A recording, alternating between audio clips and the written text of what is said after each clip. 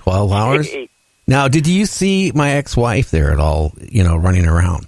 Well, let me ask you this. Does she look like the kid from the movie Mask with Cher in it? Only like real evil, more evil, like to the 10th power? No, but her new husband sure did. Oh, well, then maybe it was him. I see in the attic, me and the husband. Yeah, that's seriously, was something that ugly there? Yeah. So we're to the blessing part, and the attic is weird because the attic there's one entrance, and it's outside. You got to go on up a big ladder, get on this about a 30-degree slope roof, and go through this door that's screwed shut like a barn door. It looks like a little square barn door, like 3 by 3. And I'm like, first of all, I already know that whatever's there, it don't like me. It's it just don't. It don't like me. Now I'm on a roof that has got probably 30. It's a real steep pitch, and that's not. And I'm probably 25 feet in the air. And it's, 3 in the morning. That's not a good position to be in. Not and really. You got something evil. That's probably going to want to push me off the roof. So I'm like hugging the roof. I'm not standing up at all. So I know if I get pushed, at least I could try to grab something on my way down, And so he unscrews the door. I get in there, and there's 2 balls. Well, the first ball, it just, boom, it pops. So I'm like, okay, there's a red flag right there. So he gets in there. He says, oh, go in and get the other. He turns the other bulb in, and I get in there, and we're doing my thing there. And then all of a sudden, there's this loud noise. And there's nothing in this attic but insulation. And it's one of those roofs that you got to have boards between the 2-bys, or you fall through the ceiling and end up in the living room. Were you itching really bad afterwards? No, I wasn't, because I was covered up good, and I wasn't getting on that insulation. Okay, I thought we could tie that in with demons, but that's okay. Oh no, not tonight. You're not. So anyway, we hear this loud noise, and I seen it, and I seen it frontally, and he seen it like as it turned and went, and like out of a kind of a air vent. But when it turned and went, it looked like a little tornado, like spun the loose. Because the insulation was just like loose, it wasn't like them big layers. It was just kind of like blown in there. And he seen that, and listen, his eyes got really big. He said, "Did you see that?" I said, "Yeah." I said, "What'd you see?" He goes, "I just seen the back of it." I said, "Oh, then you're okay, because I'd see something you can't unsee, So we came out of there, and I hugged that roof all the way to that ladder, because I was just waiting. I was waiting to be pushed. Lord, was I? But luckily, I wasn't. And, that was something. And there was a big one-room, like another little house in the backyard that one of the family members stayed in, And that place, wow, I couldn't stay in. Gary, I don't think none of the team members could stay in that place more than 3 to 5 minutes. You just got so sick. Like, it was just so palpable. It would just make you sick. Like, you literally about ready to throw up. And, when you're in a client's house and you're doing blessings and stuff, and you're trying to be professional, it don't go over well on the resume if you're puking all over there. No, and they don't like it when they have to sit there and get a carpet shampooer and clean up after you either. Right. So it's, I'm trying to hold that back in. A little bit's coming up in my mouth. I'm like, oh, this is really challenging here. But I tell you, made it through, and there was a lot of stuff going on, EVPs, and there was another time, I got a little bottle of holy water. It's in my back pocket. Okay, I thought you were going to come out with in your back pocket. You had the 2.5 gallons of holy water you prepared. No, my pockets aren't that big yet. I just have one of them little drinking bottles. I got the big ones and the little ones. I got all sizes, and so I've got my back pocket. I got vermouth in them mine. Water bottles, when you squeeze them, it makes that noise. The plastic, And I'm out in the backyard. I thought it was by myself. Well, I heard that in my back pocket, and I thought one of the team members trying to mess with me. And I didn't think nothing of it. I looked, there wasn't nobody there. I thought, well, I don't know. I didn't think nothing of it. So I go to sit down, and I'm getting soaked. I'm holy water in my whole backside. And I'm like, how's that possible? I just put the lid on. There's no lid on it. Like, what happened to the lid? I just screwed it on literally a second ago. I think whatever was there was trying to make me run out of my holy water. It was bizarre, let me tell you. Well, why didn't you just get one of those, like Windex bottles and fill it with holy water and just spray it all through the house? Would that have got the demons out doing that? Well, let me tell you, that humidifier with the holy water in it, that works. That is a beautiful thing, Gary. So is a book of matches. Yeah, I know. You're always trying to get me to burn the daggone house down. Some reason I like barbecues. They want to charge you with felonies when you start doing stuff like that. The devil made me do it. I'm sorry. Go to court. I know, but that usually don't hold up in court, I don't think. I'm not going to try it.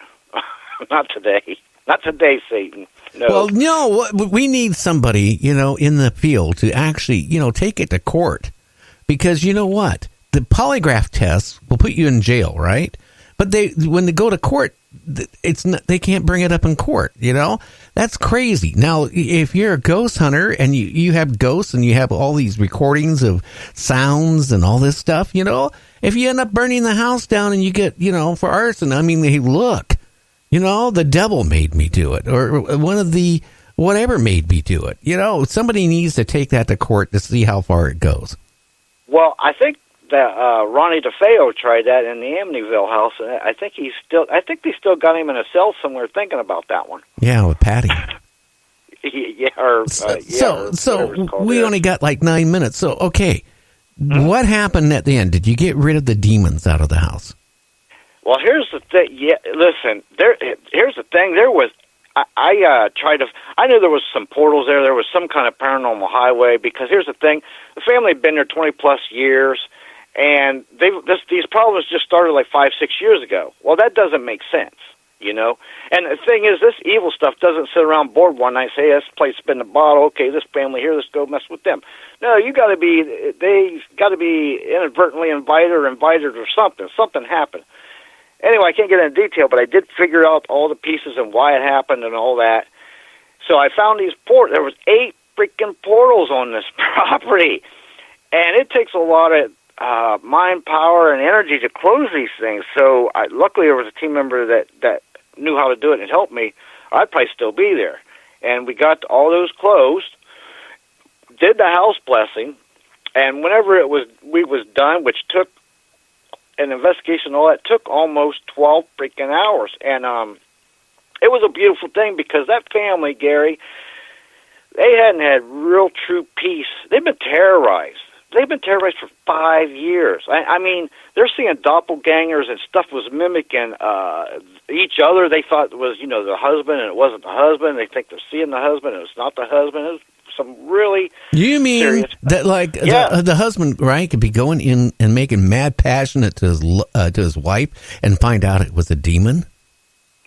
Well, whatever it was definitely not, it was mimicking. Yeah. Like, absolutely. That's some crazy, dangerous stuff, and it's serious. But at the end, we got it done, and it's like an old cliche, but I am telling you, it was like you could hear, it literally, it was like a whole cloud lifted. It felt beautiful. Listen, that family was laughing. They were happy. You could tell they had peace. They were elated. That was a beautiful thing. It truly was at the end.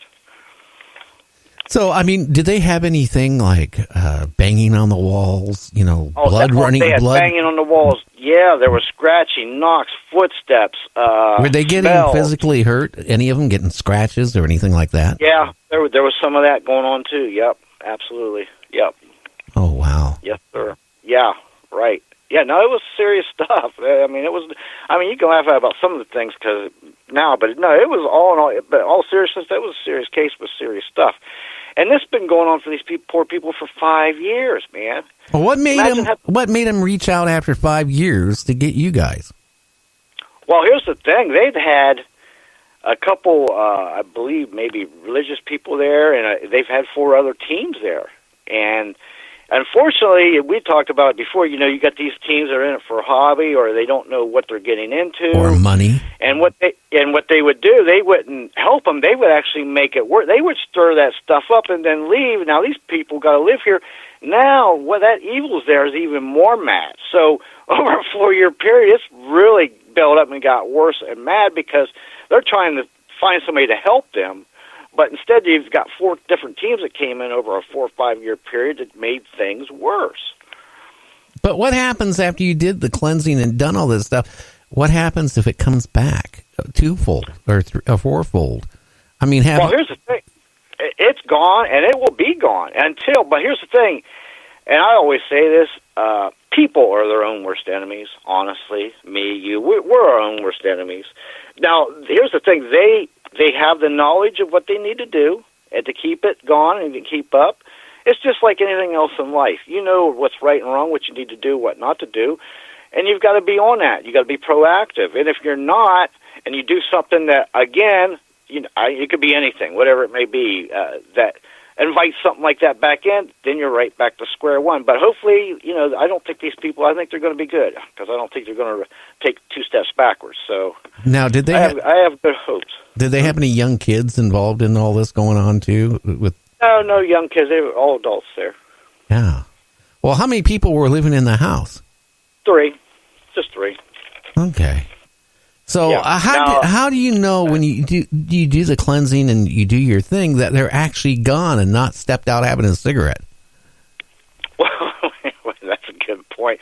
Anyway, once I close, that's why if there's any portals, I find them and close them that way. And the portals I find and close are portals that are interportals. So in other words, spirits of any kind, shape, good, bad, and ugly, can come through. It's like a highway, and anything can keep coming through. And the thing is, if people don't know that or do that, and you're still, no matter what you do, eventually you've got a highway coming. So you got to close them highways off, and that's what I did. And you could literally feel it gone. And we saged it, blessed it, holy water, anointed oil, all the prayer, you name it, did it all across all the I's, dot the T's, all that stuff. And it's gone. It's gone. Now do you use sage, sage or whatever that's called? Mm-hmm. Do you use that too, burning and for cleansing? Yeah, we use like 3 different kinds of sages. There was we used white sage. I forget the other kind that the team had. They had a couple other ones. It's really strong stuff, and theory, spirits, and evil stuff doesn't like that stuff. And I got to tell you, we light that stuff up so the smoke alarms go off. I mean, we really smoke her up, like you in your studio with your cigar. Okay. Hey, we're almost out of time. Now, one thing I want to tell people, you should never pay anybody to come and help you. If you have spirits in your house, you got demons in your house, or whatever is going on, stay away, because I've had some groups on my show in the past that, they sit there and they pride themselves to charge anywhere from $300 to $800 to do a cleansing. You should never have to pay. Run away from them. If they want money to come and help you, get away from them. And also find out how long they've been doing it and get some references, because they could make things so much worse for you than what you have right now. Now, moving on. Okay, who's your guest for Saturday? My guest this Saturday is she's an author on conspiracies, and she's big into conspiracies and researches conspiracies and things along those lines. And her name is Dina Ray. And it's going to be a really good show. Very interesting. I'm looking forward to it. Oh, yeah. She really did it talks about like the Nazi Bell and all that stuff in Antarctica, and all that stuff. The Glocka, and that's going to be good, man. All kind of good stuff. Yeah, she is stuff that not a lot of people actually talk about. And that's what's exciting, because it's not something that's been beat to death all over the internet. You know what I mean? Oh, yeah. So people, make sure you tune in on his show between 4 and 5 Pacific time. And what time on Eastern? 7 p.m. Eastern time. Okay. Tune in. Now, on the 7th, I'm going to repeat it again. Make sure you tune in to Night Dreams Talk Radio. Every Friday, starting in June, we're going to go from 2-hour show to a 3-hour show. Now, I can't guarantee you how many stations will carry that extra hour, but during that last hour, you can call in, you can tell us scary stories, be it monsters or cryptics or, UFOs or, your ex-mother-in-law or whatever you want to talk about. As long as it falls into paranormal, we're going to keep it down to around 5 minutes or so. And you know what? You're going to get a free book from Night Dreams Talk Radio After Dark. We'll even pay the shipping to get it to you. So it's a win-win situation. You call up and tell a story, you get a book. Now, I got some great books like Jason Offutt, American Monsters. I have a whole bunch of major authors out here, books I'm going to be giving away.